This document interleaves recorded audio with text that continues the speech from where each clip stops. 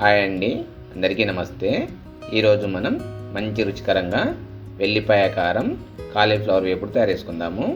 మనం ఏదైనా చప్పటి పప్పు కానీ మామూలు కూరలు కానీ వండుకున్నప్పుడు వాటి అంచుకు ఈ కాలీఫ్లవర్ వేపుడు వేసుకొని తింటే రుచి అయితే మామూలుగా ఉంటుంది, మస్తు ఉంటుంది.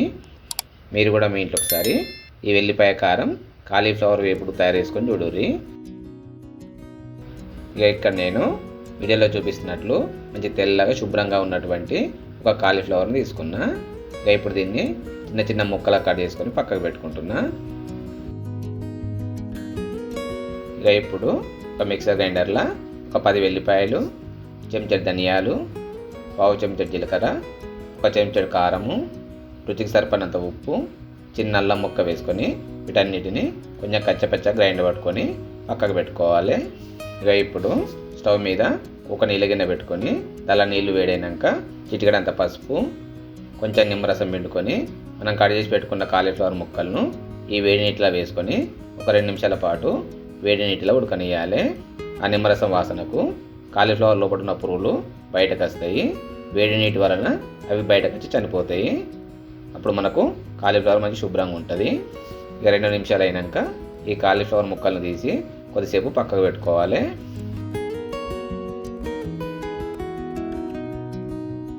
ఇక ఇప్పుడు స్టవ్ మీద ఒక కడాయి పెట్టుకొని దీంట్లో 2 పావుల నూనె పోసుకోవాలి. నూనె కొంచెం వేడైనాక చెంచాడు శనగపప్పు, పావు చెంచాడు జీలకర్ర, పావు చెంచాడు ఆవాలు, కొన్ని ఉల్లిపాయ ముక్కలు వేసుకొని తక్కువ మంట మీద వీటిని 1 నిమిషం పాటు దూరగా వేపుకోవాలి. ఇవి కొంచెం వేగినాక కొంచెం కరివేపాకు వేసుకొని కరివేపాకును కూడా దూరగా వేపుకోవాలి. ఇక తర్వాత చిటికెడంత పసుపు వేసుకొని పసుపును కూడా దూరగా వేపుకోవాలి. ఇవన్నీ మంచిగా వేగినాక మన కాలీఫ్లవర్ ముక్కలను కూడా కడాయిలో వేసుకొని ఒక 2 నిమిషాల పాటు వీటిని కూడా నూనెలో మంచిగా వేగనియాలి.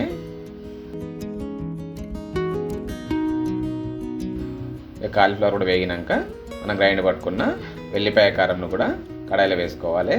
అట్లనే కొంచెం కొత్తిమీర కూడా వేసుకొని ఇవన్నీ మంచిగా కలిసిపోయేటట్టు కలుపుకోవాలి. వెల్లిపాయ కారము కాలీఫ్లవర్ ముక్కలకు తొందరగా పట్టుకోదు. స్టవ్ మంట తక్కువ పెట్టుకొని మెల్లగా నిమ్మలంగా నిదానంగా కలుపుకోవాలి. చూసిరు కదా, మనకు వెల్లిపాయ కారం అనేది కాలీఫ్లవర్ ముక్కలకు మంచిగా పట్టుకుంది. చూసిరు కదా, మనకు వెల్లిపాయ కారము కాలీఫ్లవర్ వేపుడు ఎంత మంచి తయారవుతుందో. ఇలా పెద్ద పనేం లేదు, మీరు కూడా మీ ఇంట్లో ఒకసారి తయారు చేసుకోండి. మనం ఏదైనా చప్పటి పప్పు కానీ మామూలు కూరలు వండుకున్నప్పుడు వాటి అంచుకు ఈ వేపుడు పెట్టుకొని తింటే రుచి అయితే మామూలుగా ఉంటుంది, మస్తు ఉంటుంది. మీరు కూడా మీ ఇంట్లో ఒకసారి తయారు చేసుకొని చూడండి.